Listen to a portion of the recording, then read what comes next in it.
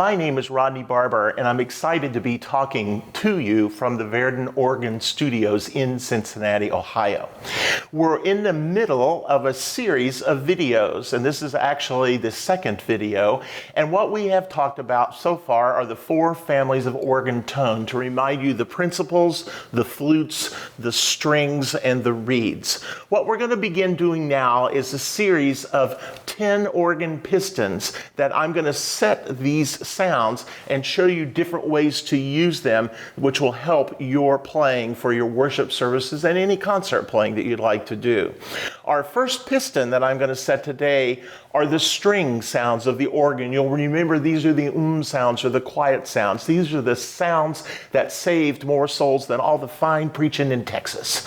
But what we're going to do is look at these and see what they sound like. This is our top keyboard, our swell, and on this organ it's called a solitional. Yours may be called a viol de gamba. Yours may be called a voix celeste. Make sure you look up these terms on Google or Bing or in the book, The Organist's Manual, and you'll be able to know what your string stops are. But let's listen to this.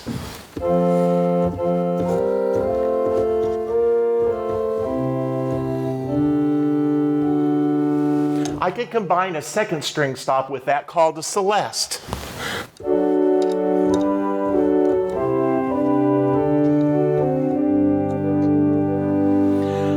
That celeste is the same exact stop tune, just a little bit higher to give it a lot of warmth.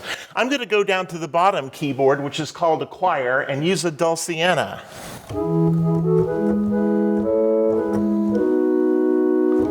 A little bit more fluty sound, isn't it? That's the beauty of the organ. All these have a slightly different character, and it's up to you to learn what that character is and how that best works with the music that you're playing. I'm going to use couplers, and I'm going to combine the sounds from both of these keyboards so I can play them together just on this keyboard.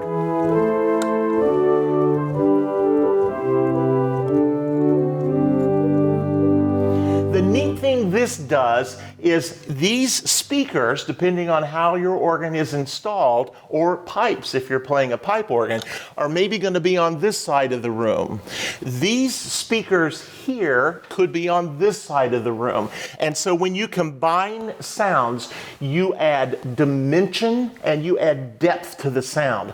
The sound doesn't come at the people, but the sound supports the people. And so I love to combine sounds like that using couplers and playing them together on one keyboard.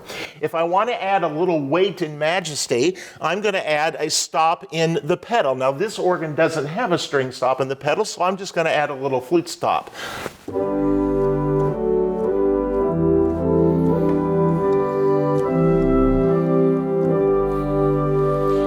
Now, a little trick, if I have a quiet principal, this may be difficult on a pipe organ, but if you're playing a digital organ, I'm going to add just a light little principal here to add a little bit of thickness to the sound.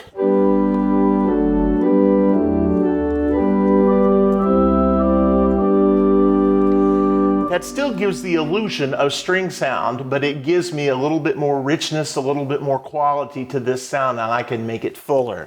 If I want to add a little brightness, I just added a flute sound to the top, a 4-foot flute. And again, you still have the illusion that this is string.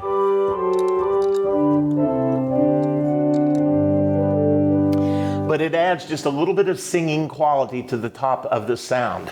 If I add a low, like a 32-foot sound, and I have that 4-foot flute, I have my principal, I have my strings, I've created a beautiful, rich string ensemble.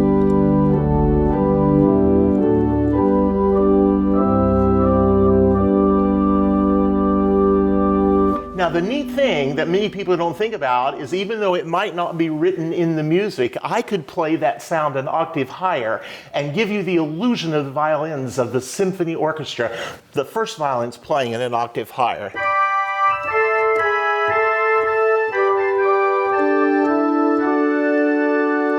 I could play it an octave lower than written and give you the illusion of the cellos.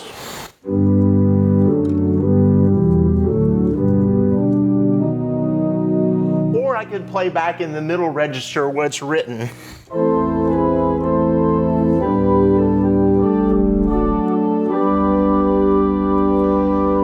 So on any one of the keyboards or manuals, the same word, keyboard or manual, I can play in these different octaves. And on this one piston with just these pipe organ voices do some pretty amazing effects and give the people, if you think about that orchestra, the first violins are probably sitting here, the cellos are probably sitting over here, and the second violins are probably sitting way over here. So I can, with my speakers, think orchestrally and get people to enjoy the experience of playing the organ like stereo, as opposed to those old little mono Radio Shack radios where there's just one little speaker. I'm giving people, again, dimension and depth, and you're going to get tired of hearing me say those words in this presentation, but it's so very, very important.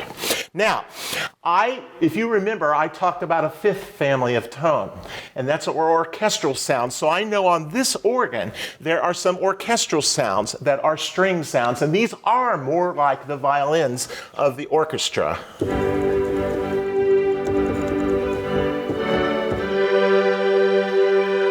So you notice by itself, that sound sounds a little weak, a little like, oh, those aren't really violins. But listen what happens when I add this orchestral string sound to this.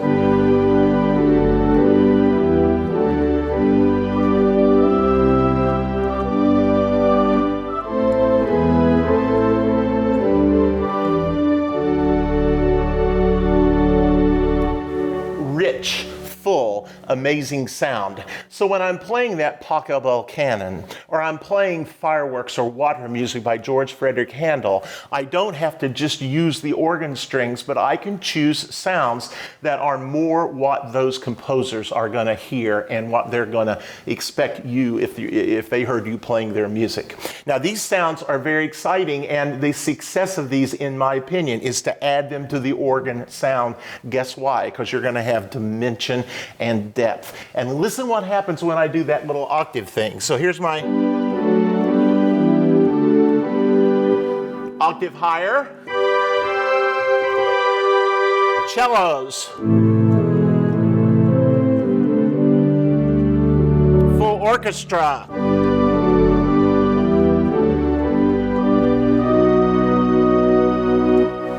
So lots of variety, lots of amazing sound that you have when you have these resources to use. So that's our string piston. This is piston number 1.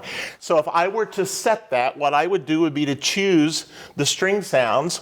So I have my 2 swell string sounds up here. Down here I have just the 1. I've added orchestral voices to those, and then the big ensemble in the middle. So lots of ways to have different sounds with just stringed instruments. If you have any questions about this, I'd like to invite you to contact us at Verdin, and we'll be glad to respond to you individually. And I want you to review the first video, watch this again, and then set your piston on your organ and get ready for week number 3, which will be our second piston talking about solo sounds. Thank you.